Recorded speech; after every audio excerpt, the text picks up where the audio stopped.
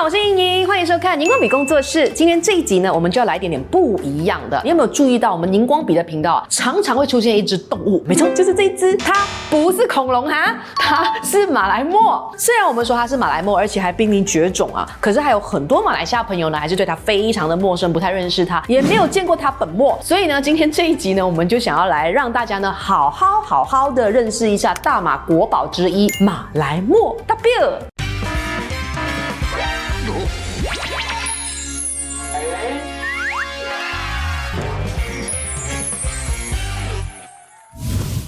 在影片正式开始之前呢，让我们自我介绍一下，我们是荧光笔工作室 Highlight， 是全马最热血的知识型频道。我们以科普的方式聊关于马来西亚的社会、民生、时事议题等等。我们除了有街访之外呢，也有访谈哦。那有这么多的内容，有兴趣的朋友，你们已经订阅我们了吗？还没的话，现在就按赞、订阅、加分享吧。我们每个礼拜三跟礼拜六呢，都会准时上影片，让我们一起好好认识马来西亚。OK， 回到正片，马来貘呢，可是一个名副其实的四不像，它有马的耳朵、犀牛的后腿、猪的身躯，还有大象的鼻子，简直呢就像是由各种动物拼凑出来的这一种奇妙生物。全球呢有4种貘，其中呢只有马来貘呢是在亚洲生存，而且呢它们不单只是最大，还拥有可爱的黑白身躯。小时候的这个马来貘呢超级可爱的，它们就好像是小山猪一样，它身上呢会有白色的线条，还有斑点，就好像是穿的这个迷彩服一样，这样子呢会保护它们在森林里面的这个生存哦。它们呢会在2-3个月之内呢长成了黑白相间的大貘。大家是不是觉得呢马来貘那个不长不短的鼻子到底是什么作用的嘞哈？其实啊它的鼻子呢可是相当的敏锐的哦，可以探测食物还有危险，还可以在水里面呢伸出它的鼻子来呼吸。其实这个马来貘的视力不是很好，眼睛薄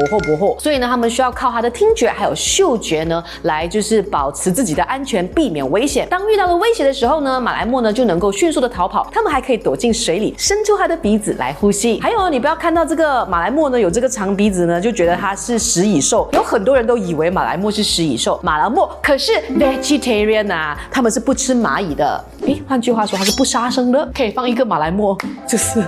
佛教徒的照片吗？我很大只，不是很漂亮，但是我个性温驯又善良，是不是很想养我呢？马来貘的个性呢，就像是温柔的巨人，他们温和不张扬，适应能力强，就像我们马来西亚人的性格一样，很 chill。而且呢，它其实是独居动物来的，它很喜欢独来独往，只要有适合和可以消化的食物呢，它就可以生存。你从照片看起来呢，你可能会以为马来貘呢很巧妙啊，是小动物来的，其实它们成年之后呢是很大只的哦。成年的这个马来貘呢看起来笨重，但是呢活泼起来呢又很灵活，还真的是有点像是洪金宝那样。虽然呢马来貘是温顺的，但是如果它受到惊吓或者是干扰呢，它们也是会用强而有力的头部还有牙齿去进行攻击的。成年的马来貘它体重呢大约可以去到250到300公斤，他们的年龄呢25岁到30岁左右。可能有些人看到马来貘这么 cute 哦，好像也不是很潮这样子，又好像很温顺这样子，拿来当宠物也不错，对不对啊？当然是不可以啦，因为呢马来貘呢是受保护动物，是不能够养在家里的，所以呢如果有谁收留了它的话呢，还把它养下来的话，那可是犯法的哦。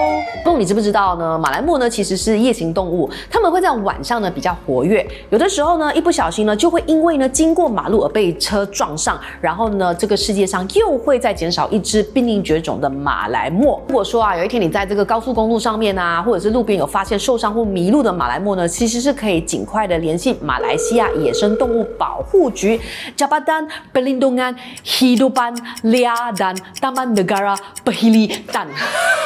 他们会有专业的这个保育者呢来把这个马来貘带到安全的地方去照顾的。那说到这里呢，你可能就会觉得说马来貘怎么可能会某吨吨出现在马路上呢？其实呢是有原因的。其实啊近年来呢一直都有野生动物呢闯入住宅区的这个新闻，所以呢马来貘呢也不例外。比如说在2021年的2月25日，就在关丹有一只300公斤重的雄性濒危的马来貘，就为了要寻找食物误入了校园，在学校的排水沟附近呢吃着这个菠萝蜜树的这个叶子的时候呢，一个不小心就滑入了这个水沟当中。那时候呢学校就通知了这个 Perhilitan， 救援行动呢持续了大约5个个小时，最后呢才用这个织带钓具呢将这个马来貘呢给救出来。那马来貘呢在这个混凝土排水沟当中移动的时候呢，身上是受了一些割伤的。那根据 Berhilidan 的这个官员的观察，当时候这一只马来貘呢并没有很严重的受伤，所以呢他们治疗了它之后呢，就会把这个马来貘呢释放到自然的栖息地。第二个 case，2024年的7月22号，在卡章呢就有一只迷路的雌性马来貘呢就闯入了这个 Selangor 的万达科技城。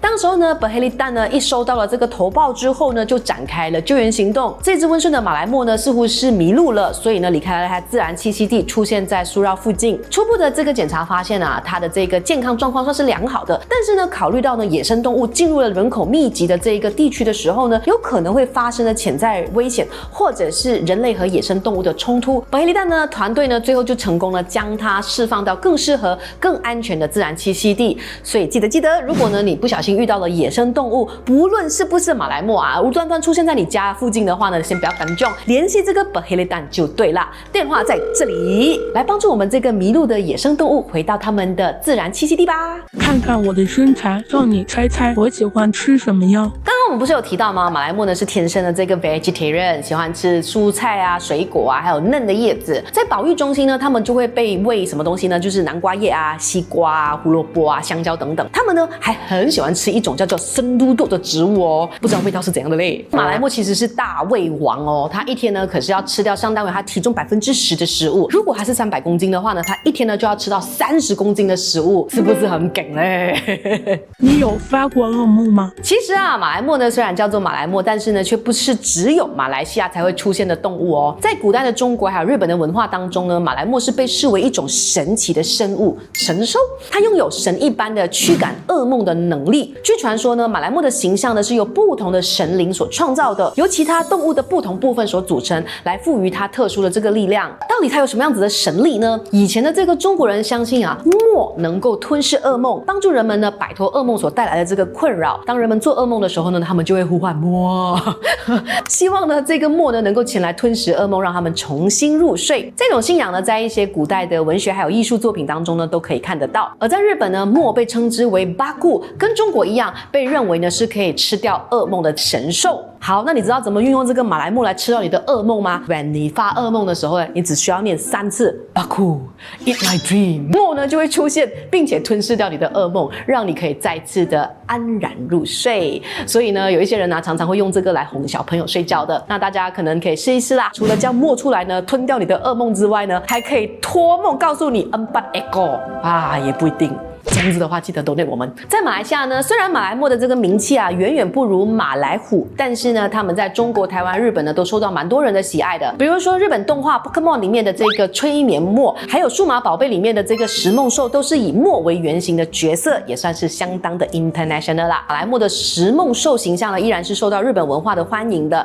尤其是在漫画啊、动画还有电子游戏当中。例如呢，在日本的这个妖怪手表 Yokai Watch， 我们都可以看到马来貘为原型的角色哦。还有一位马来西亚导演池嘉庆呢，他也曾经呢就是指导了一部害神兽 Hallotopia 的电影哦。还没有看过的朋友呢，记得去找来看一看。大家想知道我居住的地方和活动的范围吗？马来貘呢闲时的时候呢，到底会做些什么事情呢？当然他们会喜欢呢待在大自然的森林里面咯。在森林里面呢，他们会扮演着农夫的角色，他就会通过这个粪便呢来传播这个植物的种子，来保持这个森林生态平衡。没有想到它还有这个功能呢。马来貘呢，它非常好玩啊，它喜欢玩水，所以呢，经常呢就会把身体呢浸在水中，只露出可爱的头部或者是鼻子。它们呢还是潜水专家，喜欢在河边活动。当它们不想被其他动物发现的时候呢，它们就会躲到这个石头堆里面。胖胖的白色身躯呢，其实远远的看呢，也蛮像是一块大石头的，那样子不容易被发现啦。目前呢，马来貘呢主要分布在马来半岛、苏门答腊北部还有泰国南部。在马来西亚呢，如果你想要偶遇马来貘的话呢，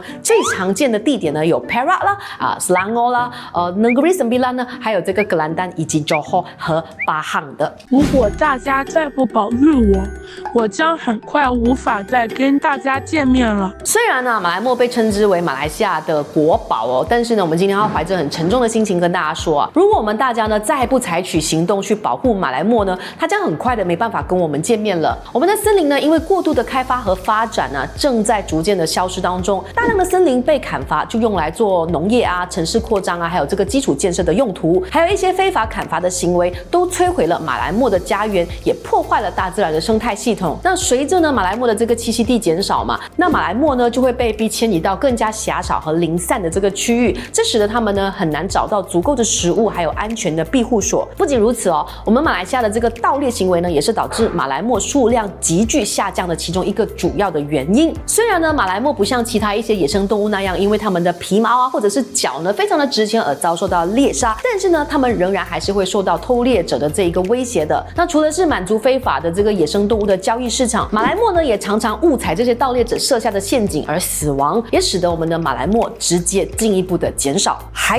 有经常发生的交通事故呢，也是马来貘所面临的其中一个非常巨大的威胁。你看哦，我们马来西亚不是有一条又一条大条的这个 highway 吗？它其实呢就把动物呢可以穿梭的森林给切断了，把原本属于一大块的森林呢变成左一块右一块。所以啊，野生动物们呢，还有这个马来貘呢，就不得不穿越马路如虎口的这个公路去寻找食物还有栖息地，这就让到马来貘呢很容易成为交通事故的受害者。马来西亚其实记载了大量马来貘因为交通事故死亡的事件，单是从2006年到2019年，在柔佛、吉兰丹、马六甲、森美兰、彭亨、雪兰莪还有登嘉楼等州啊，就一共有115只的马来貘在交通事故中上升。这个趋势呢还持续的增加当中啊。像是2023年11月13日的时候，就有一只大约300公斤的马来貘呢，在沙阿兰的这个 Puncak Alam 被无情的交通工具给撞死，而这进一步呢又在加剧了马来貘的数量减少。那关于这个部分呢，不知道大家有没有什么解方呢？可能可以在留言区那边建议哦。到底马来西亚的这个马来貘目前有多少的数量呢？现在我们已经少于1500只了。马来貘呢是处于这濒临绝种的这个边缘，如果不采取紧急的这个保护措施的话呢，马来貘很可能会在不久的将来就要在地球上消失了。所以呢，你认为啊这样子的一个数量，马来貘算不算是属于濒临绝种的动物呢？经过了这一集，大家会不会对马来貘更熟悉了呢？其实啊，我们今年的想要生活节呢，就找来了这个梦还有红姐姐呢一起合作，在8月30号、31号还有9月1号呢，都有一些呢跟马来貘有关的节目哦。如果说你家里有小朋友的话呢，他们是介于大概5岁到12岁的话呢，可以来参加由红姐姐来呈现的2场马来貘互动剧场，而且是双语呈现的，所以呢，不管什么种族的小朋友都可以参加。那当然呢，我们还有装置艺术在我们的 MRT Station 的附近，想要报名的朋友呢，可以在描述栏当中呢去报名。当然，我们还有其他丰富的节目，大家都可以点击我们的 social media 了解更多。好啦，那最后呢，我们希望呢大家可以好好珍惜、好好保育我们可爱的马来西亚国宝马来貘吧。让我们一起行动起来，为了保护马来貘，也为了保护我们美丽的地球家园。如果你还想要看到马来貘的真面目的话呢，其实你是可以去到这个太平的动物园、国家动物园、马六甲动物园以及Sungai Dusun的马来貘保育中心看到他们哦。那我希望呢，到时候我可以在想要生活节看到你。今天这支影片在这里，有什么想要留言的，在留言区留言，然后帮我们把这个影片 share 出去，或者是呢加入我们的会员，每个月1杯奶茶的钱就可以帮助我们做更多节目，走更远。这个是小的斑点，这个是大的，所以它的这个 size 倒反了。